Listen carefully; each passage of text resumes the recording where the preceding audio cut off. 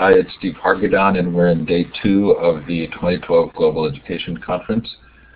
We had a terrific day yesterday. It feels like today should just be starting, but for many, their hours already passed.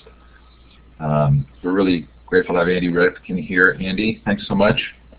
Good to be with you. Can't wait.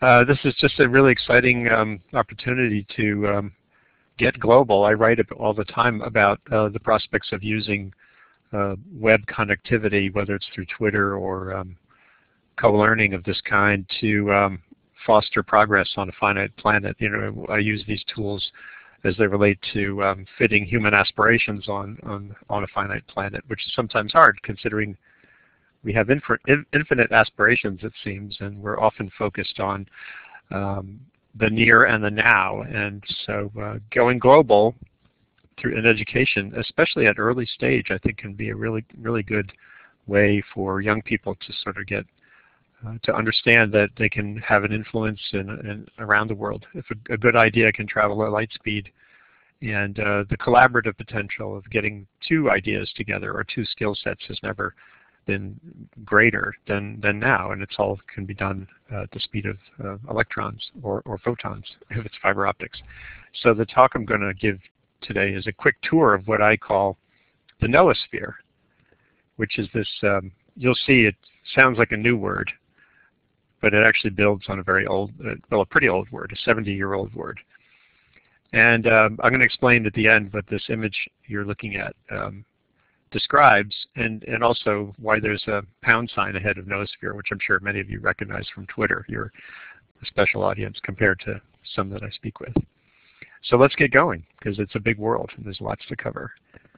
And Andy? Yeah. Let's do this little piece we do where we let people indicate where they're from in the world. Oh yeah, sure. So look to the left of the map. You can see a little star. Click on that star twice and then place yourself on the map. Feel free to do a shout out in the chat as well. This is cool. Yeah, you're the perfect voice for this conference. I'm glad I see British Columbia popping up. I've enjoyed researching a book there a long time ago. It's an amazing place. And is that Thailand? Somewhere over there.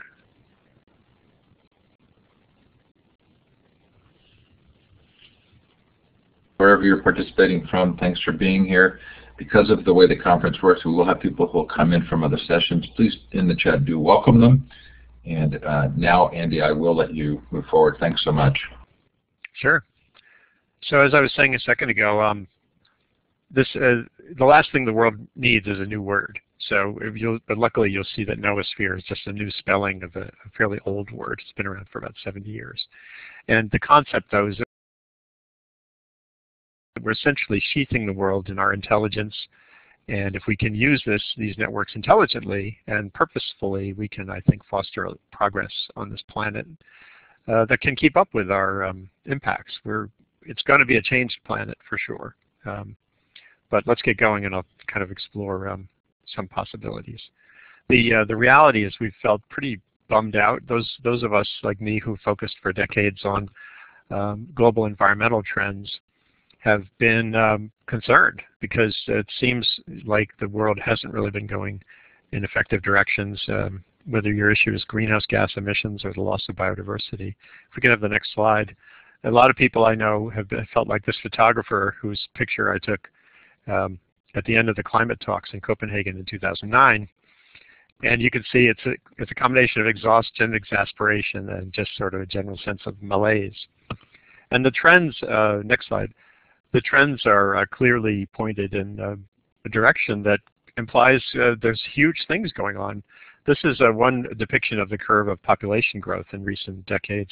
And you can go to the website there, populationaction.org, plunk in your birth date like I did, and find out where you started contributing to the curve of us. And remember, in the year 1800, there were just 1 billion people.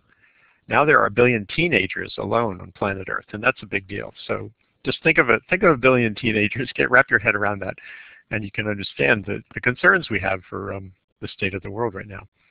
But again, I feel overall that we can kind of work things out. So Andy, one thing you and I didn't do when we covered everything this morning was I didn't show you how to move the slides forward. So right above the slides are two little arrows, and you can click on the one to the right, and then you have to depend on me. I can do it myself. Okay, great. I'm sorry. Yeah, I'm new to this particular technology, and so think about, we're heading toward 9 billion people, 7 billion of us right now. Think about if all the world shopped on Black Friday, what that would look like. This is a photographer. The New York Times took this picture several years ago, one of those epic days. And of course now Black Friday has moved already. The marketeers have moved it to Black Thursday. So even on Thanksgiving Day already the big sales start. So we're kind of, think about that. So it's not just how many people, it's how much stuff as well. And this leads to some pretty sobering prospects for climate and resources. And we're kind of like bacteria growing on a plate of agar. So far, there isn't a lot to distinguish our habits on this planet from that of bacteria smeared on a plate of a nutrient. And scientists in recent decades essentially have been pointing out, as you can see around the edge, that there's an edge to the petri dish. That's been the voice of science. But we have been kind of like those teenagers I spoke about. We've been kind of in grow mode and we don't really think ahead. You can see that in so many of our attributes right now. We have extinguished a number of species. We just look at how we build in harm's way, like just happened in Hurricane Sandy. I just have a post back up on .earth right now that just went up this morning about this pattern of when we get wealthy and sometimes when we're forced to by poverty, we build in the world's most dangerous places, whether it's a fire zone or a flood zone. And as I said, scientists, here was one of the climate scientists in 2007 at the IPCC meeting, the big climate change meeting, essentially pointing to the edge of the petri dish, the food, coasts, health. These are the issues that where climate change will have an impact on human prospects. But we don't want to hear that kind of thing. Sometimes when I show this, I show a clip from the movie Rebel Without a Cause, where James Dean, the actor, his character is being chided by his father, Jim Backus, and you can see James Dean kind of holding his hands over his ears, saying, get out of my head, get out of my face. And as society, I think, as I've written periodically on .earth, we're kind of like, we've been in our teenage mode for a century or so, just kind of saying, wow, look what I can do. And now, again, the prospect is that we can start to find a more mature relationship with the planet. It's kind of like moving from a sprint to a marathon pace, pace that works for the long haul. And that's the shift toward what some people call sustainability. Now, at the same time as we've been going through this pulsing of growth in our appetites and numbers, the way we learn about the world has changed. Back in the old days, when I was a young person, I grew up every night with my family having supper, comfort food usually, and listening to some white guy, sort of uncular figure like Walter Cronkite, tell us the state of the world. He used to say, his sign-off was, for those who recall it, was, right.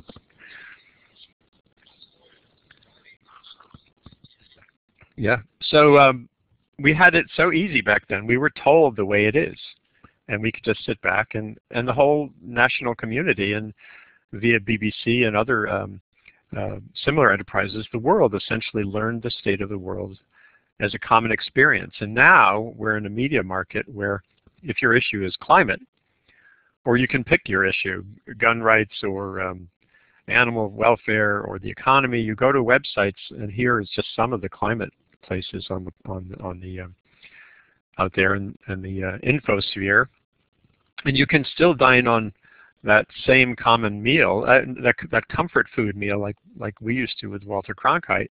But now you just you're at the world's biggest food court.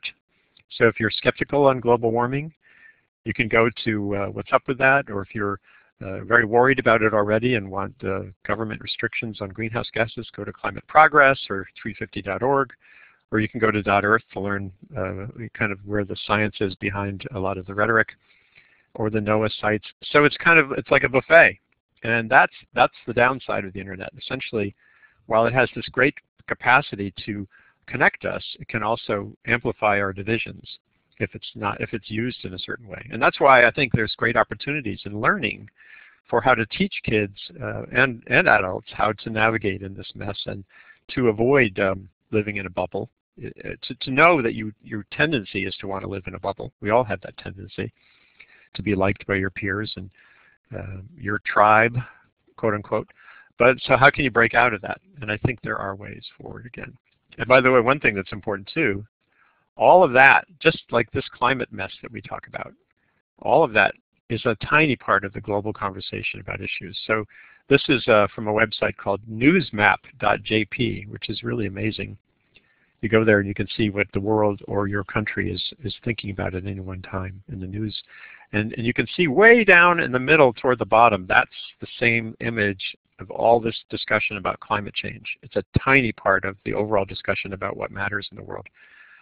And that can be sobering to those who care about issues like environmental quality, but it's reality, and getting comfortable with that reality is something that's important. So another factor before I get to kind of the upside of all this is, as I said, we kind of have behavioral traits that get us thinking tribally. And you can even, as I wrote here a few years ago on .earth, you can pick a Nobel Prize winner, a Nobel Prize winning physicist to suit your views of global warming.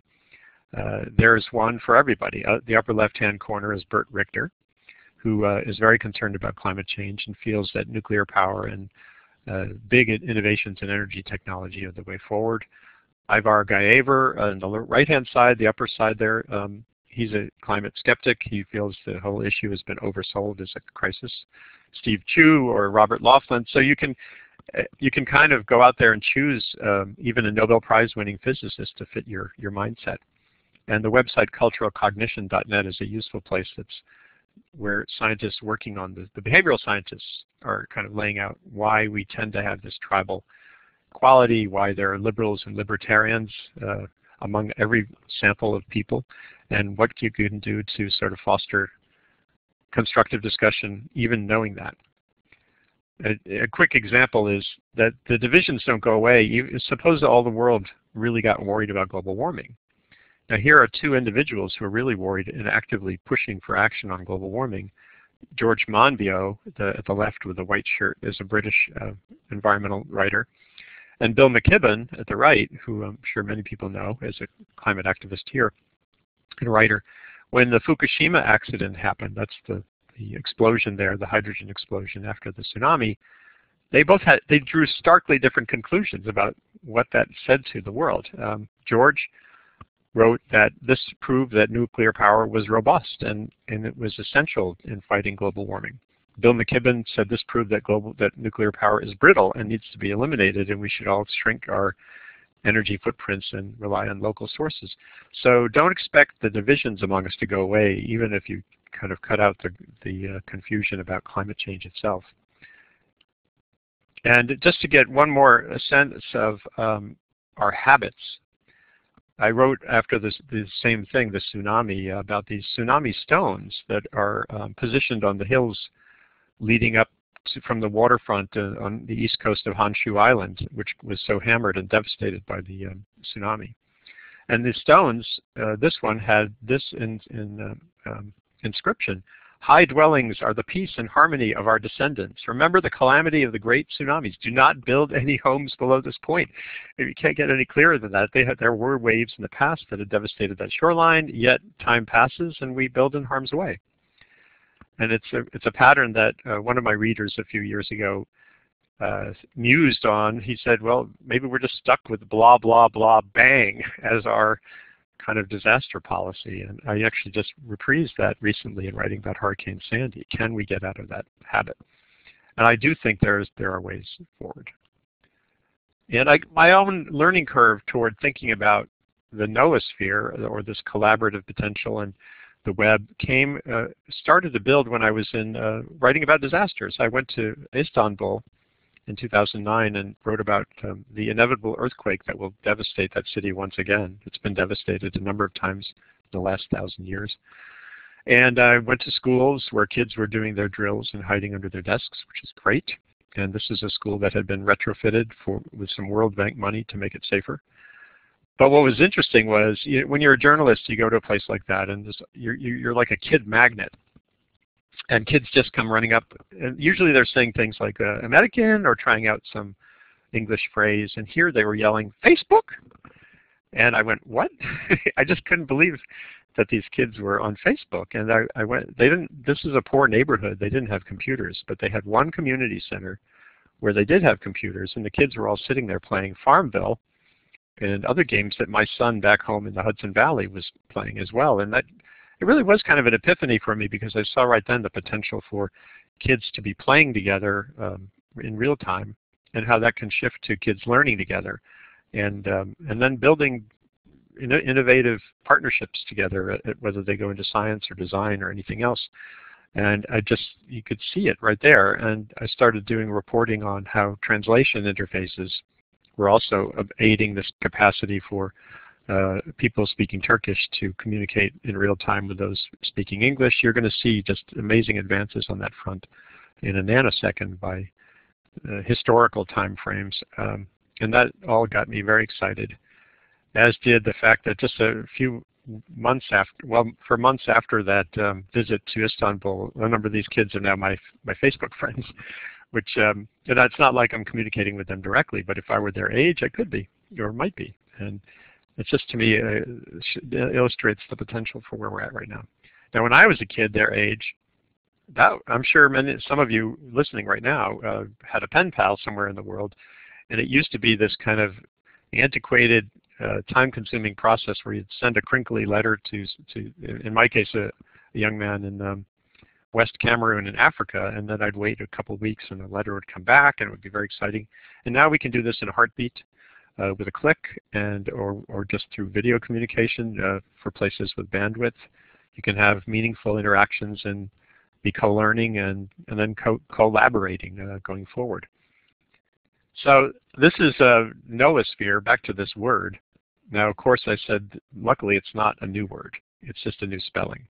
The old word is Knowosphere, which comes from the Greek root that can be split into planet of the mind. And it grows out of the thinking and writing of two men, the theologian from France, Pierre Teilhard de Chardin, and Vladimir Vernadsky, who was a Russian earth scientist who in the 30s, he's the first person I know of who, in a very scientific way, said that humans were becoming a geological force on the planet. We were moving so many things, minerals, changing the atmosphere, changing the flow of rivers. And together they kind of came forward with this idea that essentially our intelligence was creating a sheath. We were poised to have a sheath of intelligence that was sort of a sustaining aspect of the planet going forward. And I think that we're kind of starting to see how that could work out. And this actually has deeper roots. I started digging in on this idea. And it turns out that Darwin in The Descent of Man really kind of captured it pretty well too. He said, as we advance in civilization, small tribes will unite into bigger communities. And this is through commerce and trade. Remember how trade has changed the world. Globalization has downsides, but this is part of the upside. And then he talked about, he said basically there's only an artificial barrier to prevent this man's sympathies extending to the men of all nations and races. In other words, the artificial barrier was that we weren't in touch with people around the world and didn't have a sort of a real sense of presence for them, but now we do through the same kinds of means that are connecting me to you today. And that we're breaching that artificial barrier essentially. So just to encapsulate, to sort of summarize briefly, that the idea is that this NOAAsphere is a network of schools, libraries, businesses, agencies, .orgs, and other institutions eager to collaborate in fostering human progress on a finite but thriving planet. Now what this implies, of course, is there has to be intentionality. Remember, as I said, the web can work in other ways. It can divide us. It can confuse us. It can be very polarizing. It can be very build barriers. It can also foster bad things. You know, the terrorists in 9/11 learned a lot of the things that they then carried out by going online. They found their flight schools and all that stuff. So it definitely can work in different ways. But I still, you could saw a recent variant of this with the YouTube video that inflamed passions around the world. But I think the upside will swamp the downside. the global outcry over the shooting of Malala in Pakistan, I think, demonstrates how this can work in the other direction.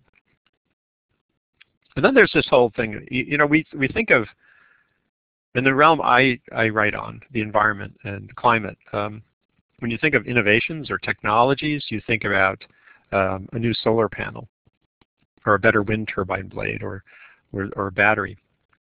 But you're looking right now at an innovation, an invention. This was the hashtag as a Twitter device, as a tool for aggregating a conversation in Twitter land, was invented. It was invented by Chris Messina, who was at the time working, I think, for Mozilla, the software company, lived in San Diego area, and he said, hey, how do you feel about using pound for groups, as in hashtag #BarCamp? And that was 2007, way back in 2007. And just a couple months after that, San Diego had an outbreak of fires. And San Diego Fire became the first real live hashtag event where if you lived in that area and wanted to know what regions were evacuating or where the biggest fires were, you could find out in a second on Twitter by using that hashtag as a convening. It's like the port keys in Harry Potter. It's a way for us all to sort of latch on to one thing and build a conversation. And I think that's important to note, that innovation can be in ways to communicate as well. And a lot of what's on Twitter looks like noise. There's a mapping tool for Twitter that shows you what's being discussed around the world anytime, and a lot of it's Bieberism and Kardashian and stuff like that. But there are ways to cut through that, and actually in pedagogy as well, as I'll mention in a minute. NASA has learned the power of Twitter with its Asteroid Watch Twitter ID. There's a program at the Jet Propulsion Laboratory that's tracking big bad rocks that are going to, some piece of an asteroid is going to hit this planet someday, as has happened repeatedly in the past, and it's going to create a disaster. But there's a lot of hype about these rocks as well, and so by diving into Twitter, to engaging on the web, NASA has built a reliable place to go when there's something confusing about that, another end of the world forecast. And so 1 million people now are following Asteroid Watch. At Pace University, where I teach, every one of my courses now has a hashtag. So when we meet and throughout the course of the week, the students are encouraged to express themselves about what we're learning using Pace blog as a tag for our course. So, and that spills out into the broader community. A number of our Twitter posts have been retweeted by others and can lead to, I think, engagement and, again, building out a sense of common effort to learn about how to use the internet to make the world a better place, which is the focus of that course. There's a really cool professor at University of Connecticut, Marion, who teaches a bird behavior course, a bird biology course. And she, a few years ago, started using the hashtag #BirdClass, and she forced her students to get a Twitter account. Most did not have one, and then through the course of the semester, the students are asked, one of their standing assignments is that when they witness a bird doing some unusual behavior, they're supposed to tweet about it, which is implicitly kind of fun. And she found that students' engagement with bird behavior was much stronger through looking at a bird in the real world and putting it through their device in the virtual world, that was a better outcome. So of course, a big chunk of the world is not on the internet, and this picture, which I've put on .earth repeatedly, shows you this, that both in terms of access to energy and access to information, many countries still are in the digital darkness. This is Guinea. This picture was taken, I think, in 2010 or so. And it's kids who have to migrate from their slums where there's no electricity to an airport parking lot to do their homework. And that's a travesty in this day and age.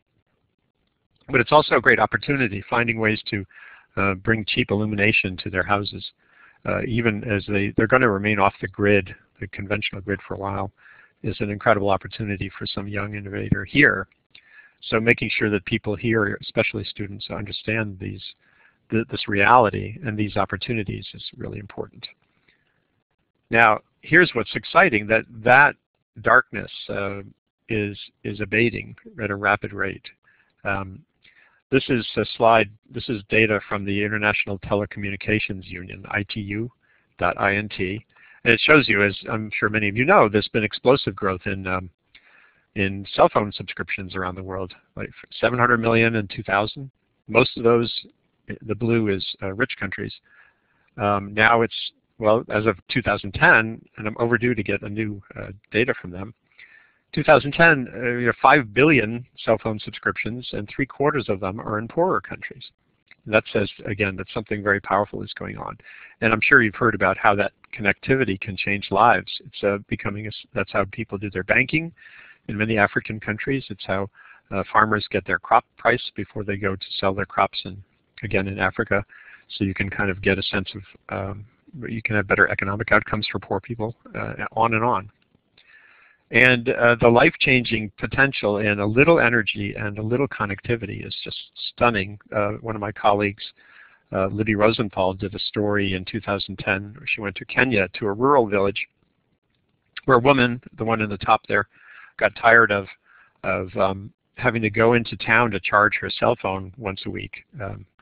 And so she saved up money to buy a cheap Chinese-made solar panel to put on her roof of her mud hut.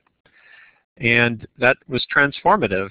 Not only was she able to charge her phone and give her kids lighting to do their homework by, but she had excess energy and was charging her neighbors' cell phones at a modest rate. She actually created a business. And then the only thing that's been a trouble for her is that her neighbors saw the potential here, and they've now saved up money and started buying their own solar panels, so they're putting her out of business too. But you can see how that's basically set a fire there, that a little bit of connectivity and a little bit of energy can be transformative. And so even as we're thinking about what kind of light bulb to screw in, there's just these enormous opportunities for business models that can foster that kind of access and change. It's just an amazing, exciting time. And in South Africa, so that's, it's one thing to have a telephone to tweet on, but it's another to have real bandwidth. And one thing that I learned about from a development analyst at Harvard named Calestis Juma is the impact that the World Cup coming to South Africa had on bandwidth in Africa. There was some very smart investors who said, hey, why don't we lay an undersea cable, a fiber optic cable, which are commonplace around many parts of the world, from South Africa to Europe, and then we'll have enough bandwidth to broadcast the World Cup in HD to everybody around the world, and that all worked out great. And that cable got laid. It was almost all African investment money, and there was no World Bank, no philanthropy involved. And now that cable is providing excess bandwidth that's sharply dropping the cost of getting on the internet in parts of Africa. This is the cable coming ashore in Tanzania. All the countries along the eastern shore of Africa are tying into this cable, which, as you can see, is on the seabed. Very standard technology. And again, it's transformative. So the Knowosphere, the sort of backbone of the Knowosphere, is expanding really rapidly. And the website down there, ccom.mu, is for the company. If you want to they have a map of their global fiber optic network and stuff like that. It's really interesting to look at. So, and now we get to learning, the classroom. This is a map of schools around the Atlantic Ocean that were participants in a project called AtlanticRising.org. And many of these schools now talk to each other through Skype. You can see it includes Ghana and Sierra Leone and Scotland and Nantucket and Guyana. It's kind of an exciting little mini network. And what they do is the young British educators went on a trip around the Atlantic Ocean for a year or so, doing workshops on sea level rise, just so communities, the kids got cognizant of what 3 feet of sea level rise would mean, and do all kinds of shoreside learning about that, and then stay in touch with kids in other coastal communities and get to reflect on their common experience. And that so much of what we think of as a local issue really are global when you have the connections to understand that. And AtlanticRising.org, it's kind of dormant now, but go to that website and you can find out more. I wrote about them on .earth as well. And you know, one of the great innovations in America was the extension service, the idea of having land-grant colleges and government offices that were helping farmers innovate and share good ideas. And this, of course, you know, it's a no-brainer to think of the Knowosphere, the internet, as making that all doable at the global scale. And just Google for the phrase yield gap,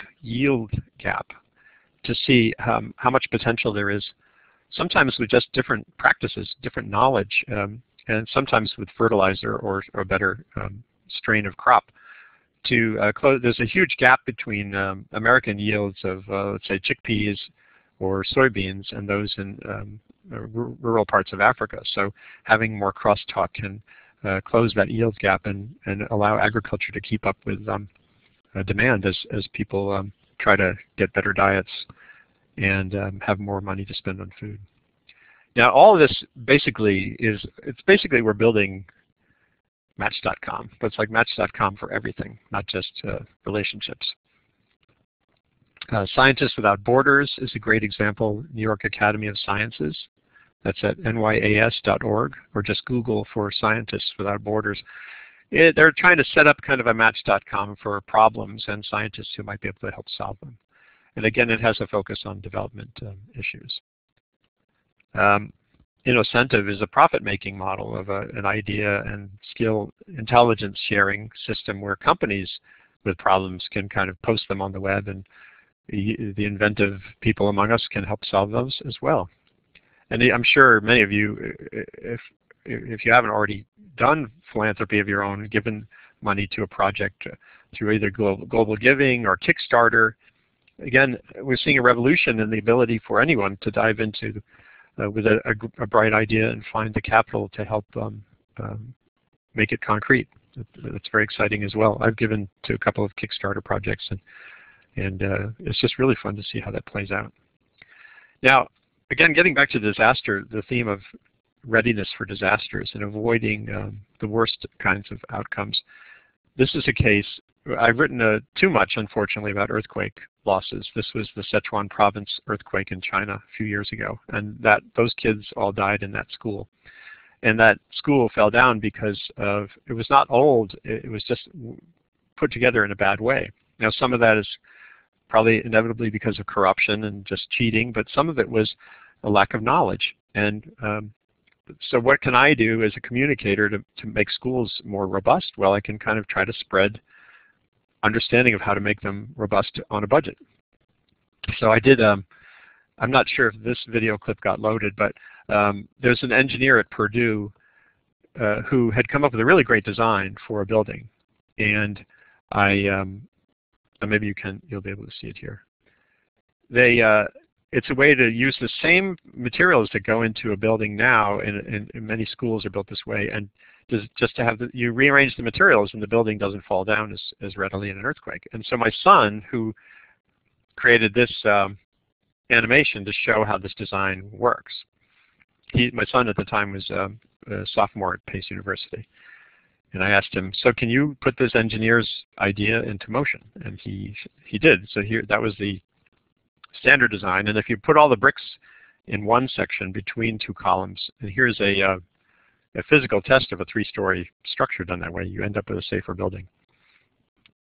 So you have the engineer, you have the young animator, and you have the communicator, and between the three of us, we've hopefully got that design out on the web in ways that can influence builders in poorer countries where there's this unbelievable building boom underway right now. I'd like to do more like that. I don't think it's nearly enough. I want to get it seen in Pakistan and in India, in countries, again, where schools are being built at a blistering pace. So here's another example. I was at a meeting a couple of years ago of science teachers and science teacher teachers at the American Association for the Advancement of Science meeting, and the whole session was built around what science teachers want. And one thing they want is little 1-minute videos, little introductory explainer videos about whatever, momentum or climate, greenhouse gases, and I know, again, like my son, there's many young communication students who have all these skills at movie making and animation. So putting those two skill sets together, having a place where a science teacher can post a question, busy science teacher seeks, and then the community of communicators can deliver. So say that a science teacher wants to have kids learn about geoengineering, and this is the idea that we can do stuff to the atmosphere to counteract the warming that we're already doing to the atmosphere. And some kids in California a few years ago put together something that's kind of a fun take on that, which I think you'll see now.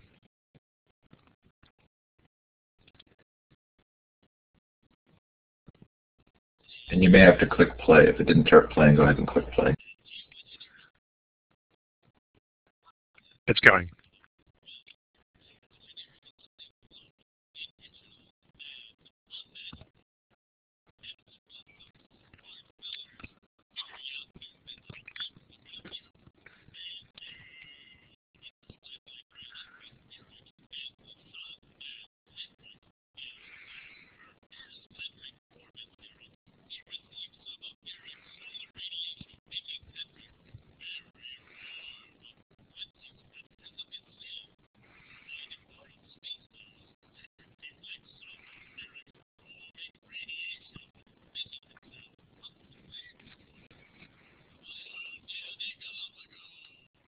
So you get the idea.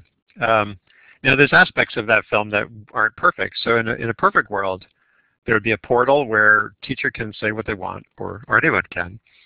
Some students cobble together kind of a beta version of an animation or a film. And then scientists would say, well, it's not exactly like that. It's not about solar radiation so much as greenhouse gases.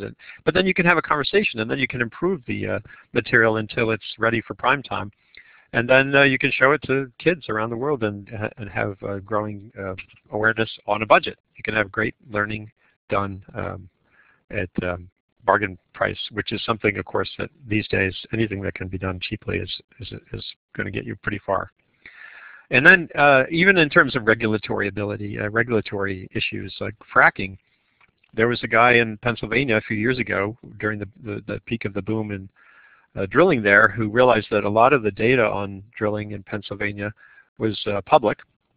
And he just assembled a GIS-driven map that shows you, you can click on any one of these little widgets and you can kind of find for your area, or where, you know, if you were going to buy a house there, you'd want to know, were there any violations, any leaks, is this a well that was already drilled, has it been fracked already, is it being fracked? And this database is at fracktrack.org is kind of the community doing its own part to facilitate having oversight of this process that's still, you know, and you can see there, of course, the New York border is the area to the north where there hasn't been any drilling yet, and hopefully the same kind of process will be set up going forward to help New Yorkers understand the issues and opportunities here. And a lot of what I see as the potential for in this arena isn't part of some web-based revolution. It's just it's a way of thinking about things in a new way. You know, I can show you or tell you the volume of the atmosphere, the whole, you know, the atmosphere around us. I can tell you the volume. It's some number of millions of cubic kilometers. Or I can show you. And Adam Neiman, an artist, science illustrator in England, came up with this way of expressing that volume. That is the whole atmosphere. If all the air in the atmosphere were at sea level pressure, that's what it would look like compared to the size of the Earth. And I think it's a great starting point for a conversation about the global commons that we share, things like the atmosphere, and in this case, the ocean. That little green bubble that's all the world's liquid water. If you peeled the oceans, remember the oceans are just 2 miles thick, 2 miles deep, and I've sailed across 2 of them, so I know how voluminous and amazingly large they are, but they're really, it's not a large volume when you compare it to the size of the planet. And so you can have great pedagogy here too, because you could say to your class, if it's a geography class, okay, now class, give me what would the size of the bubble be for all the world's drinkable water, or fresh water, and they would realize when they came back overnight that it's actually too small to even see on that scale. There would be a tiny, tiny bubble. It's less than 1% by far of the world's total water. And so there's great learning experiences to be had just in thinking afresh about these kinds of questions. And another thing that's that the internet offers, though, is kind of ways out of what Randy Olson, a friend of mine, calls the nerd loop, where we're always cogitating about how to communicate, by talking to each other about how to communicate instead of just experimenting. And I think he's really onto something on .earth. I've periodically participated in some experiments. The piece on the left, postcard from the Pleistocene, was scientists going out in the field in Siberia. I couldn't go with them, which would have been the traditional media role. But he sent some photos and some audio clips of him and their students talking about what they were seeing, and I put it on the blog as kind of a collaborative form of communication. And at the right is Richard Alley, who's the ultimate communication innovator. He's the host of the recent Earth, the Operator's Manual special on PBS. He's a Penn State climatologist. He likes to sing about geology and climatology. That's one of his, on YouTube. Well, if you Google for the singing climatologist, you'll see a post I wrote about him. A really cool guy. And of course, he has tenure, so he has the flexibility to be goofy and not worry about his career. So that's not for everybody, but it is for some people. Now, another thing that's really important is, everything, much of what I've just discussed is about virtual ways of conveying ideas, but you still need to have students exposed to the real muddy, sticky, itchy world. And but you can have what I call hybrid experience that I think could be very valuable. There's one last clip here that I'd like you to see before we do some Q&A.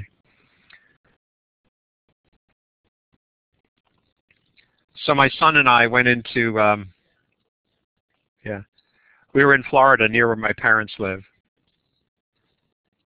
And he shot this little video. He was 9 at the time. And there's a really fun moment at the end.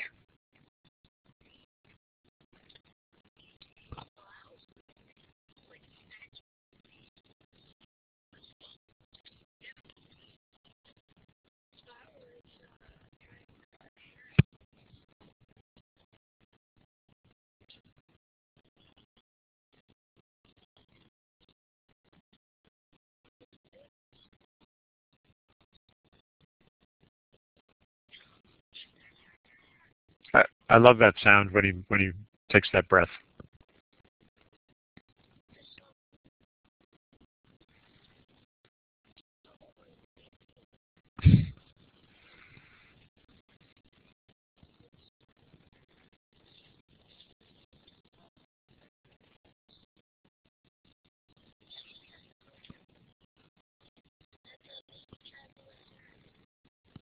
It is indeed.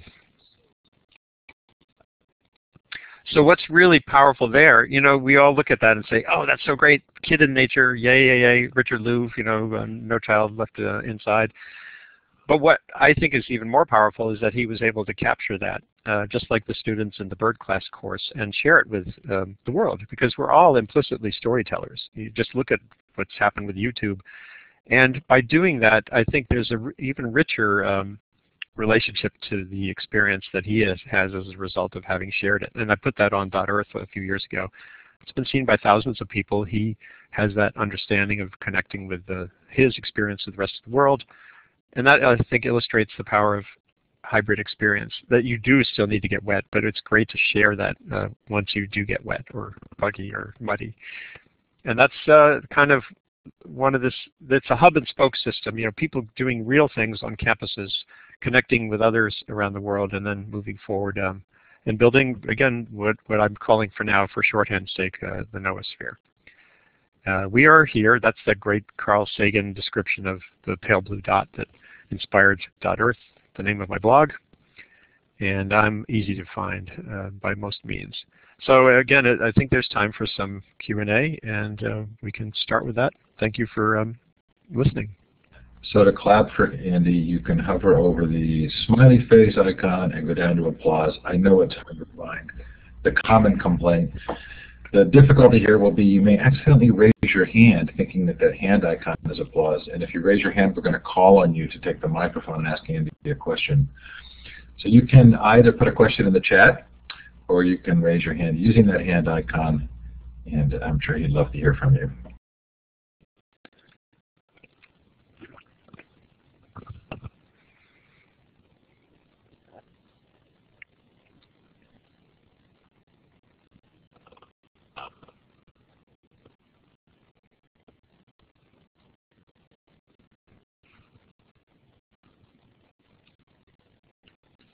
So Richard S. is asking if you're in New York City, Andy.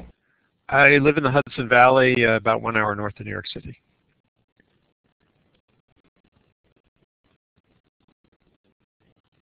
I'm sure that's not the question you expected, but I think Richard's actually in the New York area, which may be why he asked the question. Oh, I'm happy to Anybody connect. else?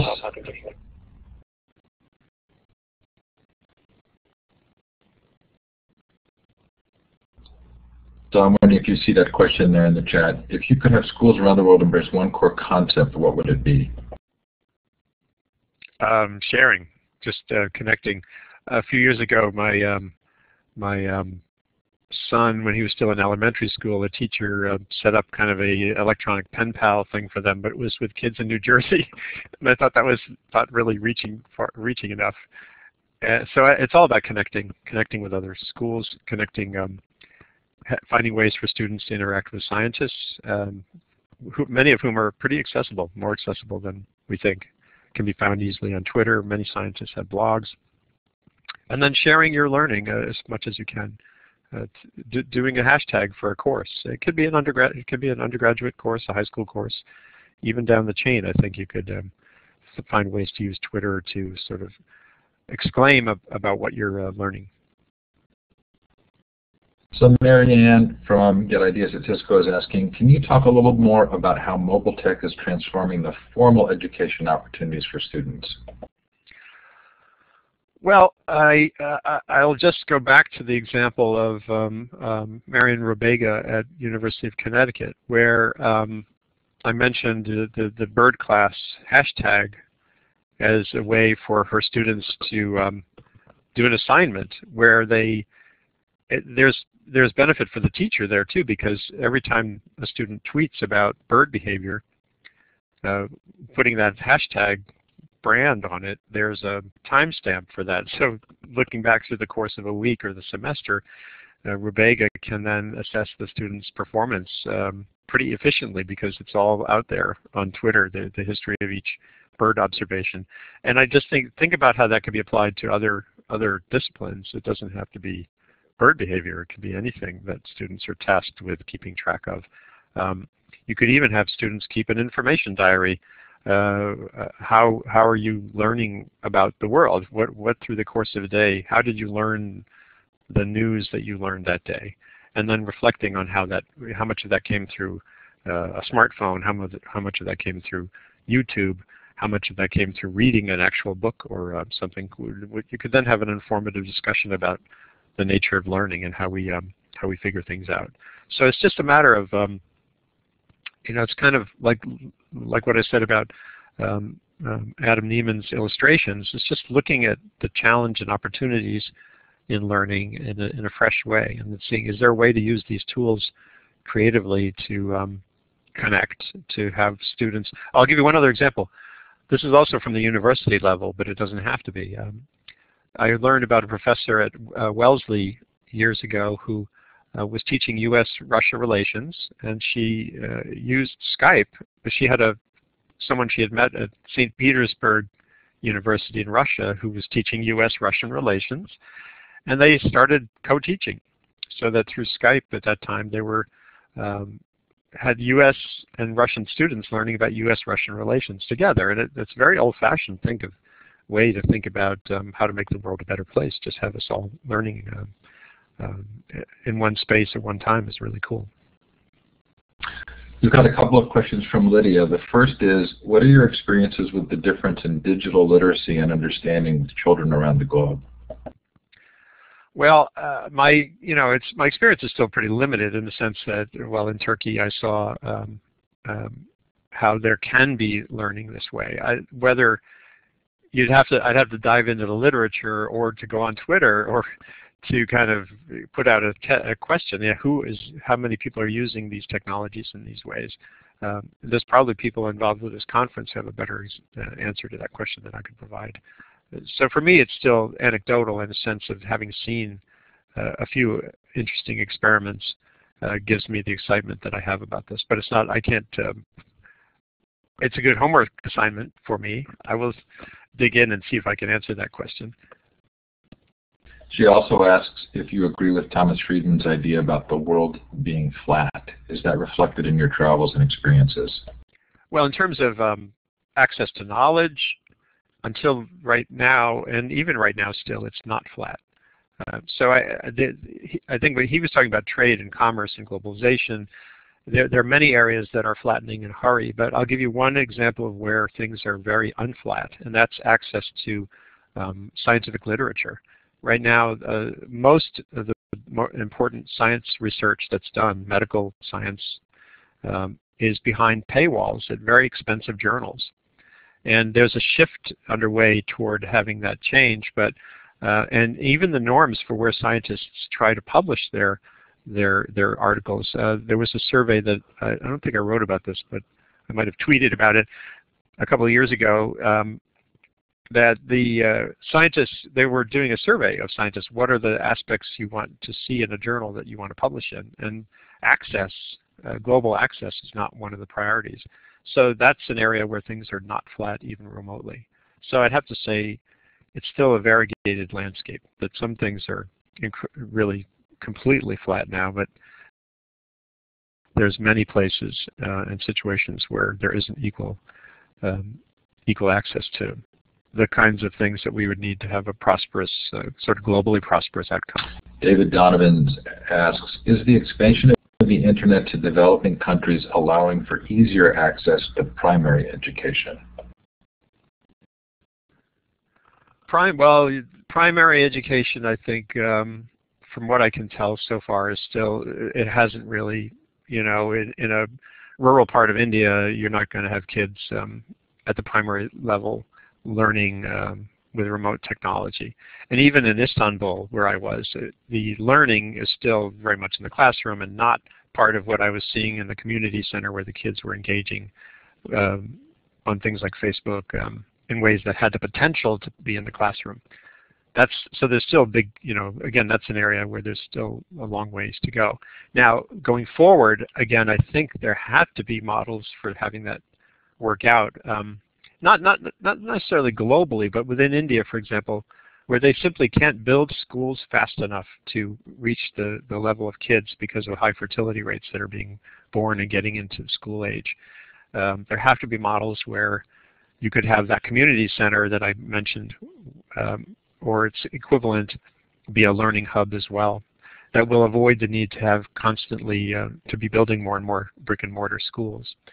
And again, I think here the ideas are still ahead of the actual outcomes. I think we're at the early stages of this.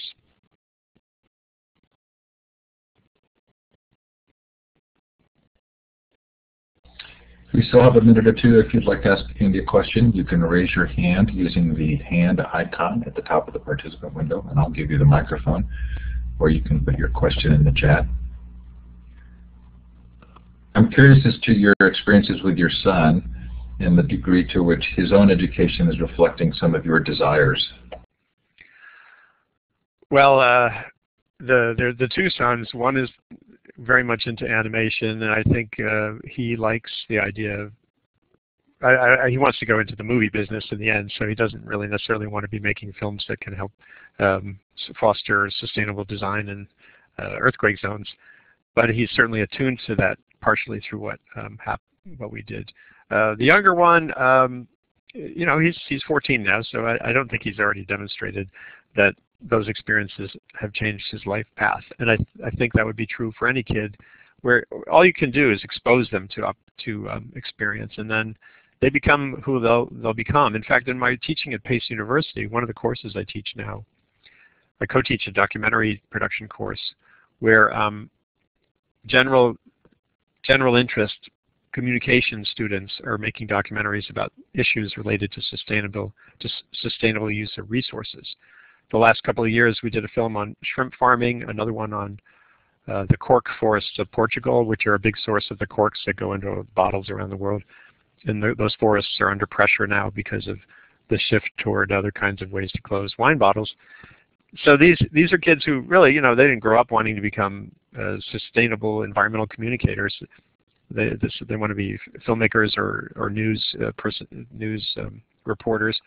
But now, because they spent a few months working on a film about a story like that, they've they got this sense of these issues in their heads. And to me, that's actually better than churning out more environmental studies majors. Just having that kind of consciousness spill over into other areas, I think, is really important.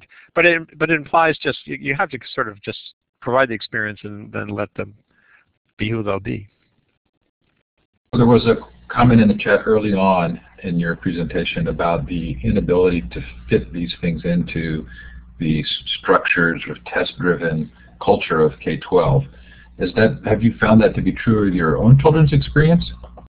Well, it's always a battle, and which is why I think an ideal tool to create is, as I was saying, is sort of a Match.com for the stuff that teachers need. So when they're in a rush, they're putting together a presentation on momentum, basic concept of physics. They have a place they can go to where they know there's a curated little 1-minute video on that might be fun and goofy and use little car race or something and show you the basics. So you want to make it to fit this into the way we do stuff. You're going to have to find ways to make it easy for teachers to find the material and to incorporate it and to know that it's reliable. So that's the kind of, there are challenges there for sure. Marion's wondering if the recent storm, I'm assuming Sandy, and the loss of power changed your perspective on the Internet of Things. The Internet of Things? Well, I read the question thinking you might know what it was, but... I've been through a number of multi-day power failures here in the Hudson Valley. We had a blizzard, two different blizzards in the last 3 years, plus this storm, plus Irene. And I miss connectivity when it's not there for sure. But I've tended to try desperately to find a way to regain it. But those moments also remind you of the value of analog experience and splitting firewood and hauling water can be a good tonic for those of us who spend too much time in front of a screen. It looks like we may actually have an audio question for our final question. Sabas Web, if you intended to take the microphone, you can click on the talk button at the top left of your screen. Yeah, it's on. Am I audible? I hear you. Oh, hello, Andy. How are you doing? Good. Yeah, I wanted to ask if I also take units on sustainability. And what I personally feel is when we are teaching it, or we are showing videos and triggers, we are giving triggers and all, that children are very excited, and they are in full swing that yes ma'am, we should save it and the earth should be saved and everything should be saved kind of a mode.